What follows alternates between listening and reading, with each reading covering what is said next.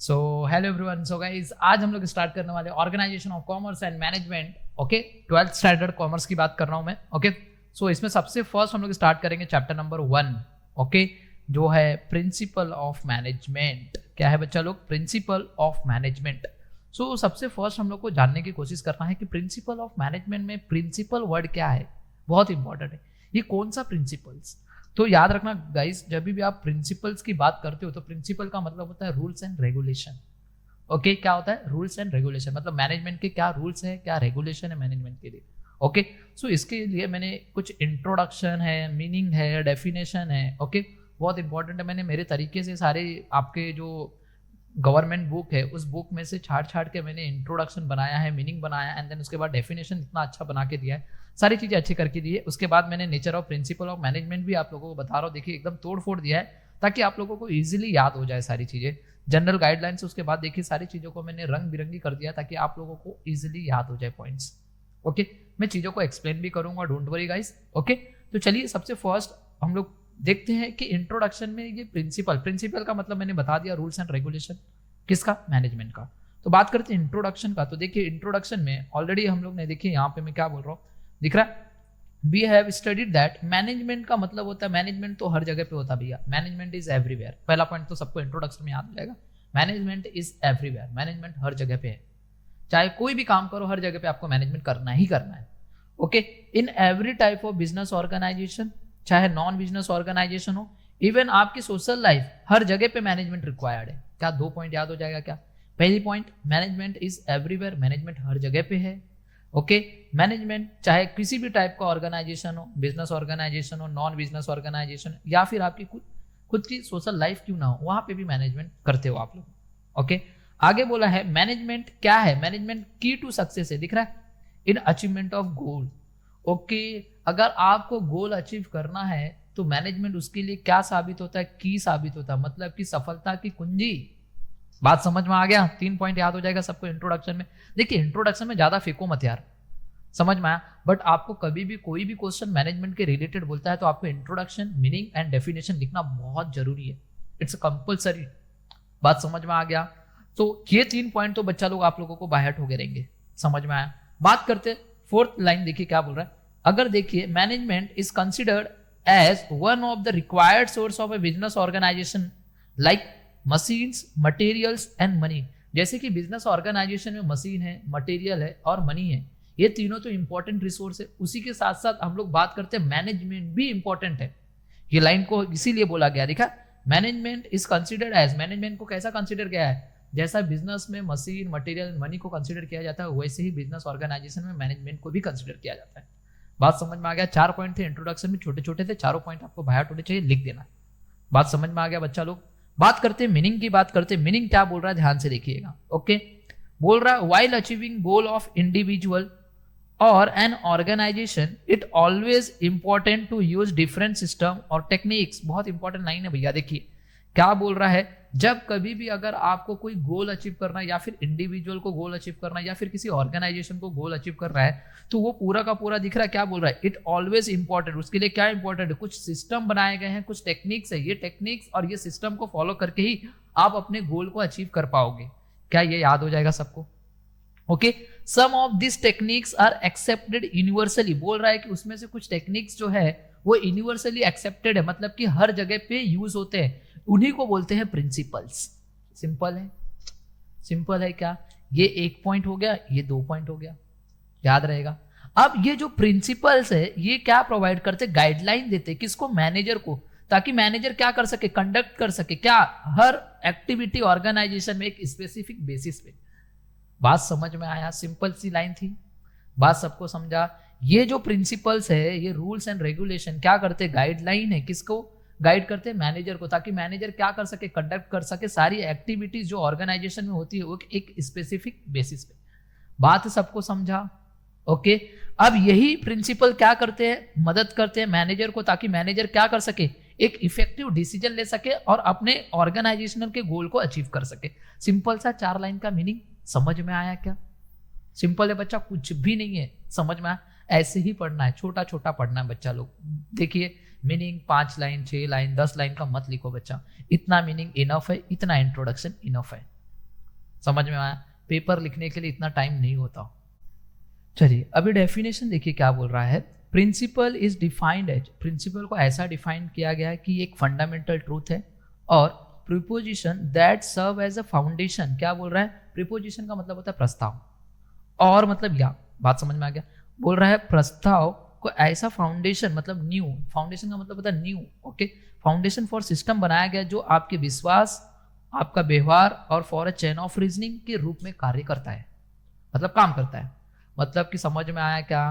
तो ये चीजें हो गई प्रिंसिपल। प्रिंसिपल क्या है बच्चा? प्रिंसिपल को कैसा डिफाइन किया गया? एक फंडामेंटल ट्रूथ है जो preposition that serve as a foundation for a system of belief, आपका बिहेवियर और for a chain of reasoning के रूप में कार्य करता है।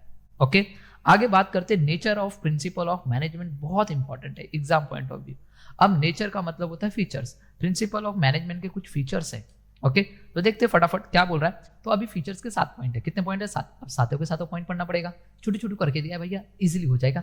चलिए देखते हैं क्या बोल रहा है। देखिए सबसे simple, management principle are form to guide, management के जो प्रिंसिपल को है उसको ऐसा फॉर्म किया गया है जो क्या करता है? गाइड करता है और इन्फ्लुएंस मतलब प्रभाव देता है किसके ऊपर? बिहेवियर ऑफ द एम्प्लॉइज के। समझ में आया? दिस प्रिंसिपल, ये प्रिंसिपल क्या करते? इंसिस्ट करते ताकि हम लोग क्या कर सके? इंप्रूव कर सके एफिशिएंसी ऑफ ऑर्गेनाइजेशनल रिसोर्सेज को in the terms of profit. Simple था। आगे बोल रहा है this principle also focuses on, ये प्रिंसिपल किसके ऊपर फोकस कर रहे? देखिए ताकि एक अच्छा कोऑर्डिनेशन बना रहे किसके बीच में? सुपीरियर एंड सबऑर्डिनेट के बीच में, जो ऑर्गेनाइजेशन के अंदर काम कर रहे हैं जितने भी एम्प्लॉइज। सिंपल था। ओके, ये आपका थोड़ा सा एक बोलते हैं ना प्रिंसिपल ऑफ मैनेजमेंट का थोड़ा सा इंट्रो है। ओके, अब बात करते हैं universal application. Okay, universal application का मतलब होता है कि भैया ये जो मैनेजमेंट के प्रिंसिपल है ना, हर जगह पे एप्लीकेबल है। समझ में आया?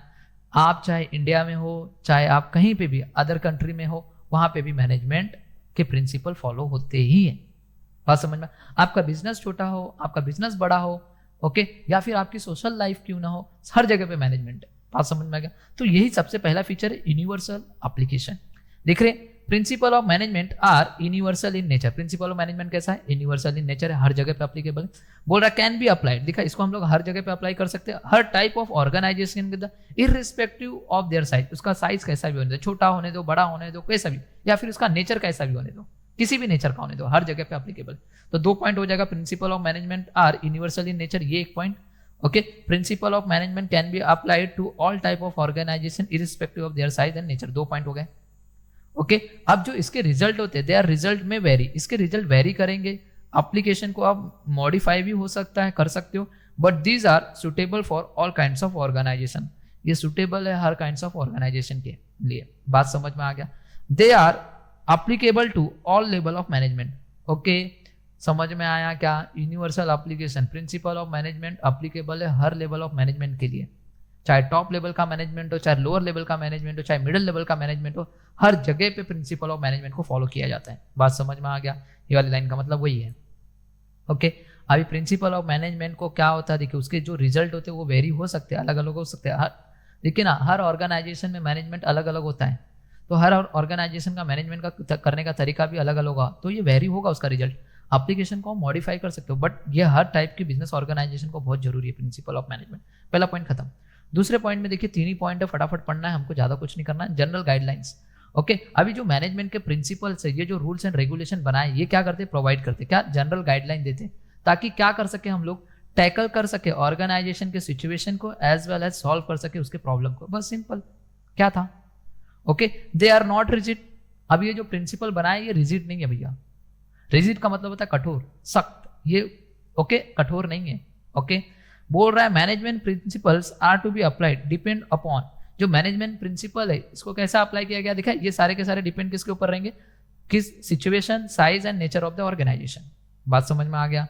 आगे बोल रहा है principle are form by the practice and experiment. Okay, principle को ऐसा फॉर्म किया गया है जो प्रैक्टिस एंड एक्सपेरिमेंट से आया है। जितना ज्यादा प्रैक्टिस करोगे, जितना ज्यादा एक्सपेरिमेंट करोगे, उतना ज्यादा आप एक्सपर्ट बनते जाओगे डिसीजन लेने में। बात समझ में आ गई? वही लिखा है यहाँ पे भी। देखिए, दिस प्रिंसिपल एंड टेक्निक्स, ये principle and techniques are form by, बहुत सारे ऑब्जर्वेशन किए गए हैं, बहुत सारे एक्सपेरिमेंटेशन किए गए। किसने किया? ऑल द मैनेजर, बहुत सारे मैनेजर ने किया over a period of time में। ओके, बहुत पहले से बहुत सारे एक्सपेरिमेंट हुए, बहुत सारे ऑब्जर्वेशन करते आ रहे थे मैनेजर लोग, तो उन्होंने प्रिंसिपल बनाए। फॉर एग्जाम्पल देखिए, it's a matter of common experience. एक कॉमन एक्सपीरियंस ये बता रहा है कि अगर एक अच्छा डिसिप्लिन रहेगा ना किसी भी ऑर्गेनाइजेशन में, तो आप अपने गोल को अचीव कर लोगे। तो यहाँ पे वही बोल रहा है, देखा, discipline is a very important to achieve a goal. समझा, सिंपल था, 3 पॉइंट खत्म कर दिया। छोटे छोटे बता रहा हूँ, देखिए ज्यादा बड़ा बड़ा नहीं लिखना एग्जाम में भी बच्चा, मैं बोर्ड एग्जाम की बात कर रहा हूँ। ओके, आगे बात करते हैं फ्लेक्सिबिलिटी। फ्लेक्सिबिलिटी का मतलब होता है भैया प्रिंसिपल कठोर है ही नहीं, तो इसको चेंज कर सकते हैं। हाँ बच्चा, इसको चेंज कर सकते हो, आप इसको मॉडिफाई कर सकते हो। हाँ सर, इसको मॉडिफाई भी कर सकते हैं। बात समझ में आ गया? ओके, एक बार ये मैनेजमेंट के ये प्रिंसिपल बन गए तो बन गए क्या? नहीं बच्चा, आप इसको चेंज कर सकते हो सिचुएशन के हिसाब से, नीड्स के हिसाब से। बात समझ में आ गया? तो देखिए, management principle are flexible in nature. ये फ्लेक्सिबल इन नेचर है, पहला पॉइंट तो सबको याद हो जाएगा। It means they can be change, इसको आप चेंज भी कर सकते हो, मॉडिफाई भी कर सकते हो सिचुएशन के हिसाब से। 2 पॉइंट बन गया ना, सिंपल है। Management principle can be adjusted. Management के प्रिंसिपल को आप एडजस्ट कर सकते हो, मॉडिफाई कर सकते हो, एंड इसको ऑर्गेनाइजेशन में यूज भी कर सकते हो अकॉर्डिंग टू इट्स नीड्स। अपनी जरूरत के हिसाब से आप इसको चेंज कर दीजिए, एडजस्ट कर लीजिए, मॉडिफाई कर दीजिए। 3 पॉइंट खत्म। क्या 4 पॉइंट हो गए क्या? सिंपल सिंपल बता रहा हूं ना बच्चा, ज्यादा नहीं लिखना है, मैं अभी भी बता रहा हूं। ओके, आगे बोल रहा है behaviour in nature. Behaviour in nature का मतलब होता है भैया देखिए, मैनेजमेंट कैसी एक्टिविटी भैया? Group activity. ओके, अगर कोई गोल अचीव करना है ना, अकेले नहीं अचीव कर सकते। बात समझ में आ गया? अगर आप लोग एक ग्रुप के साथ जाओगे ना, ओके, ग्रुप बना के काम करोगे ना, तो गोल इजीली अचीव हो जाता है। तो इसलिए बोल रहा है मैनेजमेंट कैसी एक्टिविटी? एक ग्रुप एक्टिविटी है। इसका बिहेवियर इन नेचर कैसा है? ग्रुप, हम ग्रुप में काम करेंगे। बात समझ में आ गया? तो मैनेजमेंट का एम क्या होता है? अगर कोई सर्टन गोल आपको अचीव करना है ना, तो आपको किसके द्वारा अचीव करना पड़ेगा? Group of human being. समझ में आया? ये बात समझा? मैनेजमेंट का एम टारगेट यही है, अगर कोई गोल अचीव करना है तो आपको किसके साथ काम करना पड़ेगा? ग्रुप होके। ओके, आगे बोला है management principle are design. Management principle को ऐसा डिजाइन किया गया है, वो क्या करता है? ह्यूमन बीइंग को इन्फ्लुएंस करता है। बात समझा? 3 पॉइंट खत्म। 5 पॉइंट हो गए ना आपने लर्न, सिंपल। नेक्स्ट पॉइंट है cause and effect relationship. Principal of management में दिख रहा है कॉज एंड इफेक्ट। कॉज का मतलब होता है कारण, और इफेक्ट का मतलब क्या? उस काम को करने से क्या इफेक्ट हुआ आपके ऑर्गेनाइजेशन को। देखते हैं, देखिए, principle of management are the base for taking decision. Principle of management को क्या इसलिए बनाया गया ताकि आप क्या कर सकते हो? डिसीजन लेने के लिए। ओके, ये बेस है प्रिंसिपल। कोई भी डिसीजन लेना है तो आपको प्रिंसिपल फॉलो करना पड़ेगा। समझ में आया? आगे बोल रहा है दे डिटरमाइन द कॉज और reason for a particular effect. ये क्या करते हैं? प्रिंसिपल डिटरमाइन करते हैं कॉज और रीजन एक पर्टिकुलर इफेक्ट को। अभी एग्जाम्पल के थ्रू आपको बेटर समझ में आएगा। देखिए, payment of good wages. Okay, payment of good wages and incentives helps in increasing of output of worker. बोल रहा है अगर आपने एक अच्छा पेमेंट दिया है, ओके, अच्छा पेमेंट मतलब अच्छा वेजेस और इंसेंटिव्स दिया है, जिसके कारण इफेक्ट क्या हो रहा है? दिख रहा है बिजनेस में इफेक्ट क्या हो रहा है? उसका आउटपुट बढ़ जा रहा है आपके बिजनेस ऑर्गेनाइजेशन का। बात समझ में आ गया क्या? ओके, कारण क्या है? आपने अच्छा वेजेस दिया। कारण क्या था? कॉज क्या है? आपने अच्छा वेजेस दिया, जिसके कारण इफेक्ट क्या हुआ? आउटपुट बढ़ गया। समझ में आया? अच्छा कारण, अगर आप बोल रहे हो आपने क्या किया? अच्छा वेजेस दिया। कारण था आपने अच्छा वेजेस दिया, जिसका इफेक्ट क्या हुआ? इफेक्ट ये हुआ आउटपुट बढ़ा दिया, लोग ने अच्छा काम करना चालू कर दिया। बात समझ में आ गया? तो ये बता रहा प्रिंसिपल ऑफ मैनेजमेंट में। आगे बोल रहा all principle are of equal important. बहुत जरूरी है। हेनरी फ्योल ने 14 प्रिंसिपल दिए। सारे के सारे 14 प्रिंसिपल बहुत इंपॉर्टेंट है, सारे के सारे इक्वल इंपॉर्टेंट है। ऐसा नहीं कि ये प्रिंसिपल ज्यादा इंपॉर्टेंट है, ये प्रिंसिपल कम इंपॉर्टेंट है, नहीं, सब इक्वल इंपॉर्टेंस देते हैं। बात समझ में आ गया? बोल रहा है all management principle are equally important. दिख रहा पहला लाइन याद हो जाएगा। No particular principle has a greater important than other. कोई भी सिंगल प्रिंसिपल ऑफ मैनेजमेंट का प्रिंसिपल जो है वो ज्यादा इंपॉर्टेंट नहीं है किसी दूसरे से, इक्वल है। Okay, they are all required together for achievement of organizational goal. अब बोल रहा है कि सारे के सारे प्रिंसिपल को एक साथ आपको यूज करेंगे तब जाके आप अपने ऑर्गेनाइजेशन के गोल को अचीव कर सकते हो। क्या गाइस, एक छोटा छोटा आपको 3-3 लाइन का दिख रहा है, 3-3 पॉइंट का मैंने बता दिया, इतना ही आपको एग्जाम में लिखना है। कम से कम ये 4 to 5 मार्क्स के लिए आएगा। अब याद रखना कैसे, 7 पॉइंट्स मैंने बताया, 7 पॉइंट छोटे छोटे मैंने बता दिए, आपको दिख रहा है सब छोटे छोटे पॉइंट है। आपको ये 7 पॉइंट लिखने, प्लस इसके साथ बहुत जरूरी है, अगर आपको पूछा है nature of principal of management, तो गाइस आपको इंट्रोडक्शन, मीनिंग एंड डेफिनेशन लिखना बहुत कंपलसरी है। वो लिखने के बाद ये 7 पॉइंट लिखना, पूरे फुल मार्क्स मिलेंगे, 5 out of 5। बात समझ में आ गया? सिंपल था, छोटा करके दिया हूँ, अच्छा करके दिया हूँ, ताकि प्लीज आपसे लर्न हो जाना चाहिए। ओके, देखिए बहुत बहुत एकदम बोल रहा हूँ ना, इतना आसान करके दिया है बच्चा लोग, बहुत मेहनत लगी है इसके पीछे, तो मेहनत लगी है, मेहनत मेरी लगी है, मैं मानता हूँ, बट इससे आपका काम आसान हो जाएगा। बात समझना, आपको जल्दी याद हो जाएगा। ओके, सो नेक्स्ट लेक्चर में मिलते हैं हम लोग। नेक्स्ट लेक्चर में तो और भी अच्छा करके दूंगा। देखो नेक्स्ट लेक्चर में बच्चा लोग ड्राइंग के साथ आएंगे हम लोग। दिख रहा डिजाइन मैंने किया, आपको कार्टून के एग्जाम्पल दिए हैं बहुत अच्छे, जिसका नाम है अपना, ये क्वेश्चन होगा next significance of management and principles. Next lecture में करेंगे। Okay, so bye bye and take care.